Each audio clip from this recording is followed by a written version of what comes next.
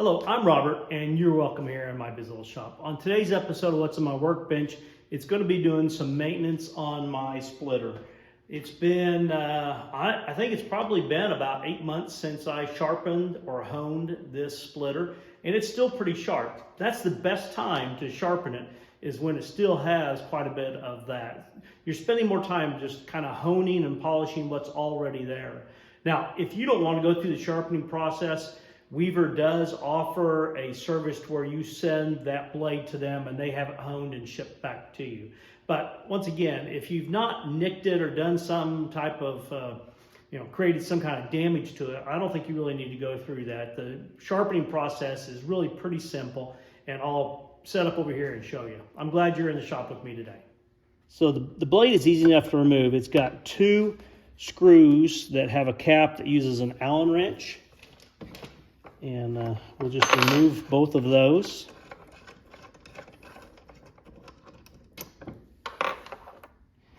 And now the blade is ready for sharpening. There's a lot of meat here. You could sharpen this thing for years and not cause you any problems. To hone this, the one thing you've got going for you is this has got a very large bevel on it. So there's a lot of area to help you keep the angle right on this. And I'm going to start with just some 400 grit wet and dry sandpaper here. And you could use a sharpening stone on this, but it may be that you don't have one. So this is an easy substitute. And I don't need a lot of pressure. And you can feel when I put it down here, there it's sitting flat on that bevel. So that's all I need to do is keep it flat on that bevel. Not a lot of pressure. We're not trying to reshape the metal here. We're just cleaning up that edge, rehoning this front edge. And the water on here, it helps to float the metal particles away from the area that we're using here. So I'm not going to spend a ton of time on this. I'm going to do the 400 grit here. And you can see it's actually less shiny than it was a minute ago because I have gone to a fairly coarse, this is 400 grit. And I'm starting to polish up the face of this. And there's actually milling marks here from when it was sharpened originally. And over time, you will wear all of those away and have it all polished up. So I'm just gonna do, something like 20 seconds on the 400 grit. And then I'm gonna do the same thing here. We'll switch out the paper and go to the next finer one.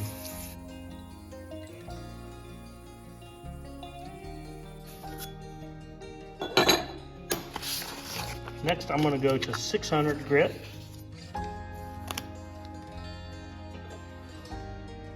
Lay this down on here, tip until it's flat on that bevel, and then we'll go with this one.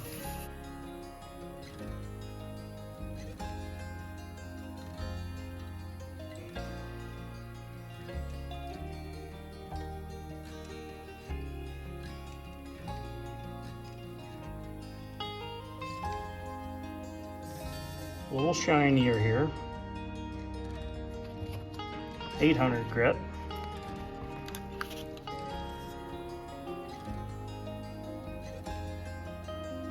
Sometimes I find doing a little bit of shop maintenance a little relaxing, to take a minute away from thinking through a project and trying to make sure I get everything done in the right order. And just get this sharpened up, or another tool sharpened, or something cleaned or oiled. And I just find it relaxing as well.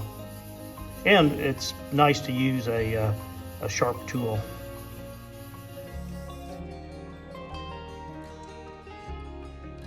A little shinier yet.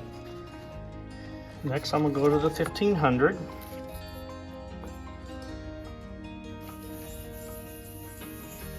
Obviously, if you're going to use sandpaper on your workbench, it has to be flat. This is some really nice countertop material, quartz.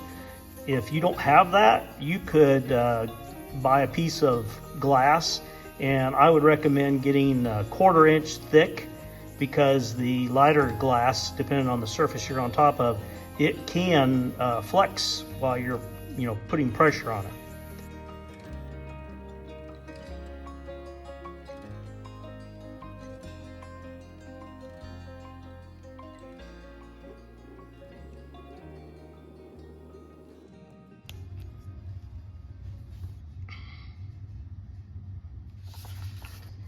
And now I've got some 2000. This will be the last of the grits of sandpaper that I use.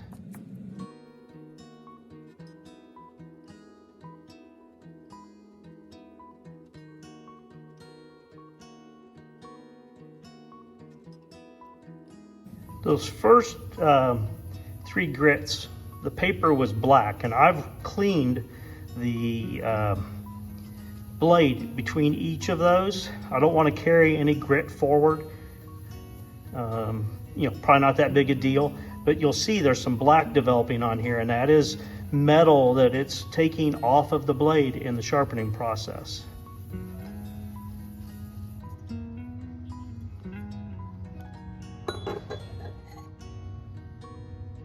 You can see it's quite a bit more polished than it was just a little while ago between those grits. So this is my leather stropping board, and I've got some of the brown polishing rouge on here, and I'm just going to set this on here, and I'm just going to pull it towards myself, and all I'm doing is removing the scratches from the last sharpening process. If you think about it that way, that's all you're doing really. Each level as you go through that is you're polishing the edge and the face of whatever the cutting tool is. And you'll see that the polishing compound is picking up some gray, and that is the result of metal being removed from this blade. And you can try to do this on a polishing wheel on your grinder. I don't like doing that. If you've ever had the grinder with a polishing wheel remove it from you and throw the tool, this is a little scary to have this chunk of sharpened metal hurtling through the air.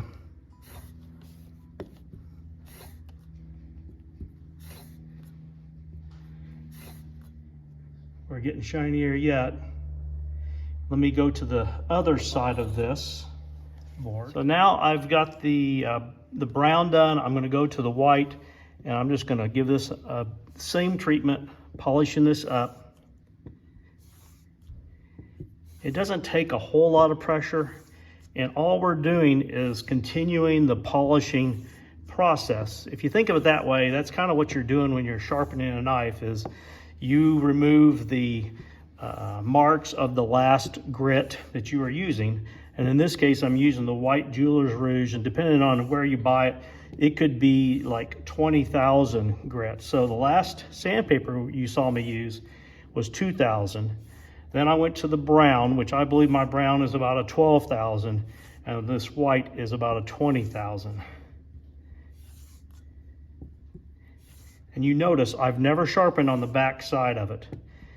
I want to keep that plane flat with the back machining of it.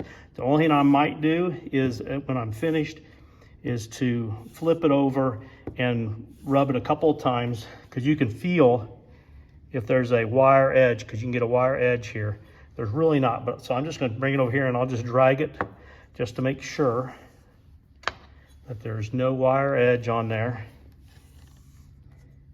And now we're pretty sharp. You can see it's a lot shinier than it was.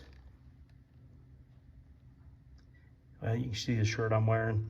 But anyway, it's all polished up, and it is extremely sharp. I wouldn't want to make any sudden moves and mistakes with that. Let's reinstall it. To me, the hardest process is reinstalling this, and I'll show you the steps I go through. And now's a good time. This roller, it just rubs metal on metal. So I'm gonna drop a little bit of oil in each of these spots here. And I'm just gonna use my sewing machine oil here. It helps if everything is running as smoothly as possible. So just a couple drops there, a couple drops there. And then on this cam side here, might as well put a couple drops there. Okay. You can't make a mistake here. I mean, it'll be real obvious really quickly if you try to install it upside down, because the roller won't get up to it. So Don't worry about installing that wrong. And then I want it centered. This knife edge is wider than the roller, and I want it centered on there. But once again, these screw holes here where you put these fasteners in should help you with that as well.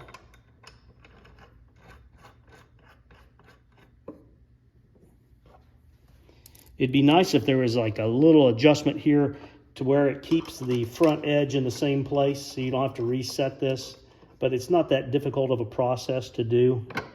The first thing I'm going to do is I'm just going to eyeball here and get to where I'm about the center of that roller. And I think you can see a little bit better here. So I've got the blade reinstalled, but it's, you know, not tight yet. What I'm doing is I'm aligning this front edge with the center of this roller. And instead of trying to center it on the big one, if you eyeball it down on this one, that'll get you, where you need to be. And I'm going to do that on both sides. I'm going to go ahead and tighten this up fairly snugly here first, because if I've got it by chance in the exact right place, I don't want it moving when I'm testing it. That's the only way I know to find where it cuts best. If you put your leather in here like you normally do, pushing forward here with the lever and pulling, you'll see if it cuts very well. And that didn't cut very nicely there. And it is, it's pulling pretty hard to do the cutting for a sharpened blade. I believe that means that the blade is too far forward. So we're gonna loosen this up.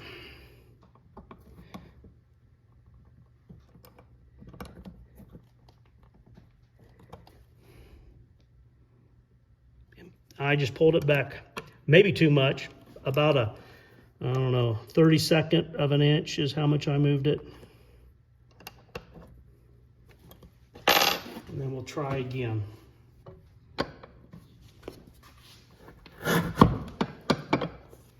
It was better, but still a little bit hard to pull. Let's do that again.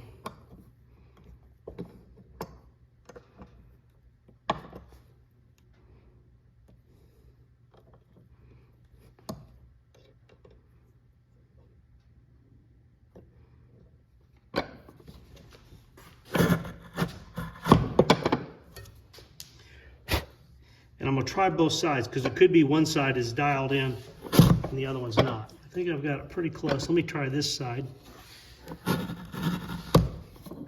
Yep, that one's pretty good. This side is pretty good as well. I'm going to, probably wish I didn't, but I'm going to move it back one more time.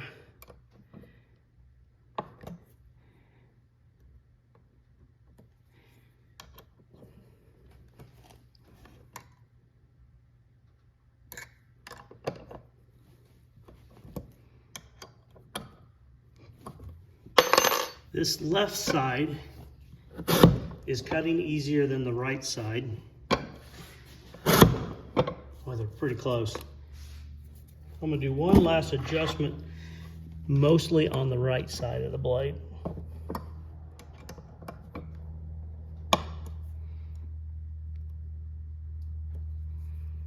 Hopefully I didn't go too far.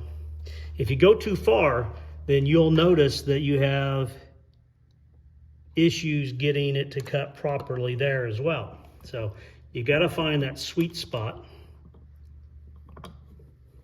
One more test here. Oh, that's nice and slick. Oh yeah. Well, there you go. It's like any other tool in the shop. To get the most out of it, you need to maintain it. And it can seem maybe a little bit intimidating to try to sharpen it yourself, but if it's not been like severely damaged, if we're just honing it, then it really shouldn't be that hard. And the biggest challenge I find is getting the blade set there again, but it took me like 2 minutes to fine tune in and get it adjusted the right place. If you have it too far backwards, it doesn't cut right either, and you can kind of look and see that you're not near the center of the roller and work your way back forward as well. So you'll find if you fine tune it that helps quite a bit. So I hope what seems like maybe a challenging process is actually a simple process on sharpening the Weaver splitter. This is the Weaver economy splitter. I've had it now for about 2 years, And believe it or not, this is only the second time that I have sharpened or honed the blade. And it was still cutting well, but I could tell it wasn't as sharp as you would want it to be. I appreciate you being in the shop with me today. Please like, share, and subscribe, and more importantly, have a great day.